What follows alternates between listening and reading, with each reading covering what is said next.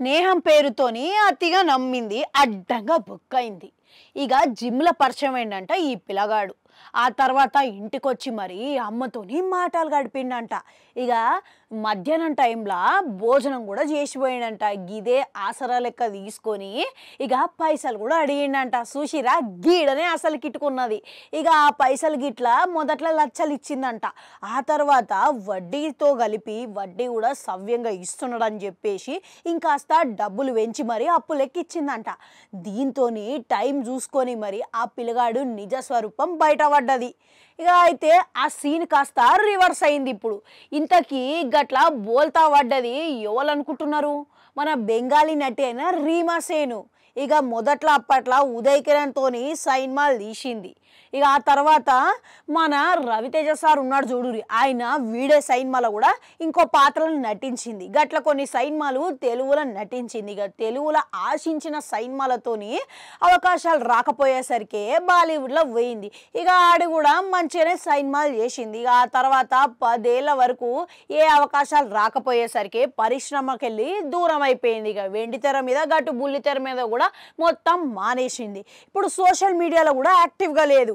ఇప్పుడు ఒక వార్త అనేది మస్తు వైరల్గా మారుతున్నది. అది ఏందనంటే, స్నేహితుడికి 4 కోట్ల అప్పు ఇచ్చి మరి మోసపోయిందని ఇప్పుడు ఈమె పేరు నెట్టింట వైరల్ లెక్క మారిపోయింది. ఇంకా చూసిరా, 4 కోట్లు ఇచ్చిందంట పోయి గది కూడా నమ్మి ఎవరో దేల్వనోడి కోసం. గట్లుంటుంది ఇక అసలే కలికాలం.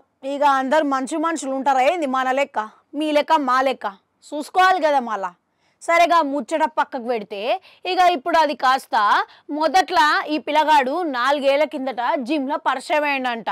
ఇక ఆడికెళ్ళి స్టార్ట్ అయిందంట. మొదట్లో మంచిగా స్నేహం లెక్కనే ఉండేటోడంట.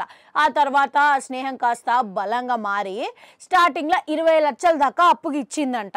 ఇక అది కాస్త 9% వడ్డీ లెక్క పెంచి ఆ పిల్లగాడు తిరిగి ఇచ్చిండంట. ఇంకొంచెం ఎక్కువ డబ్బులు ఇస్తే 12% వరకు వడ్డీ పెడతా అని చెప్పేసి ఆశ పెట్టినట్టున్నాడు పిల్లకి. గందుకే గది నమ్మి మరి ఆ తర్వాత 4 కోట్ల వరకు ఇచ్చిందంట. వాయమ్మనే 4 కోట్లు అంట. ఇన్నరాయిగా ఒకటా రెండా? లక్షలు కూడా కాదు, కోట్లంట. మనం అంతా సంపాదిస్తే తప్ప ఆ కోట్లు రావు. గీ పిల్ల ఎవరో తెలివనోడికి పోయి ఇచ్చింది. పోయి ఇక ఎంత అమాయకురాలు ఉన్నది చూసిర్రా. అయితే ఇక అది ఇచ్చిన తర్వాత ఇక ఆడు మంచిగానే ఆ తర్వాత మొదటి నెలల 5 లక్షల వరకు చేతిలో పెట్టిండంట. దాని తర్వాత నాయనకి కరోనా వచ్చిందని చేతిలో పైసలు ముట్టలేవని చెప్పేసి ఇవ్వడం అనేసిండంట. ఇక దాంతో ఈ పిల్ల అది స్కామ్ అని చెప్పేసి గ్రహించింది. ఇక గింత మొత్తం పోయిన తర్వాత గ్రహించింది. ఇక ఏ లాభం మరి.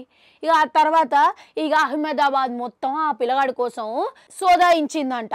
ఇక ఆడ కూడా గట్లనే అప్పులు చేసి తిరిగిండంట. చూసిర్రా ఎంత మోసగాడనేది. ఇక పోయిన సంవత్సరంలో పోలీసుల దగ్గర కేసు పెట్టిందంట. ఇప్పుడు అది సిబిఐ చేతులు ఉన్నదంట. అయితే 4 కోట్ల వరకు అప్పిచ్చి ఇప్పుడు దానికి వడ్డీ ఎంత అయిందో తెలుసునా? 14 కోట్లు అయిందంట అక్షరాల. వాయమ్మో, 14 కోట్లు అంట. ఇక ఆడేడ దొరకాలి? ఆ పైసలు ఎప్పుడు రావాలి? ఇక ఆ పైసలు మొత్తం ముట్టయ్యేంత వరకు, అది వచ్చేంత వరకు ఆ మొత్తం ఇక 7 వరకు అయినా పోయే వరకు సిద్ధంగా ఉన్నదంట. ఇక హైకోర్టులో పిటిషన్ పెట్టిందంట. ఇక అరెస్ట్ వారెంట్ వచ్చిందని ధీమాతో ఉన్నది. కానీ ఇక ఆడు ఏడ దొరకాలి? ఓయమ్మనో, ఇది మొత్తం చూస్తుంటే ఏమనిపిస్తున్నది తెలుసా? ఓయమ్మ, ఈ పిల్ల గింత అమాయకమైన పిల్ల ఏడ దొరికిందిరా నాయన. గది కూడా తెలివనోడికి 4 కోట్ల వరకు ఇచ్చిండంటే అదేమైనా చిన్న విషయమా చెప్పురి. ఇక అది తొందరలోనే తేలాలని కోరుకుందాం.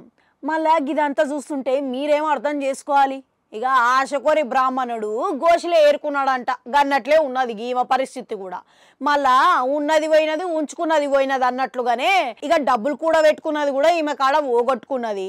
ఇక ఇప్పుడు ఆ పైసలు మొత్తం ఎప్పుడు రావాలి? ఎప్పుడు ఆ కోట్లకి వెళ్ళి కోట్ల చుట్టూ తిరగడం ఆపాలి? ఇవన్నీ చూస్తుంటే ఏమనిపిస్తున్నది మీకు కూడా? ఇక చూసుకోరి.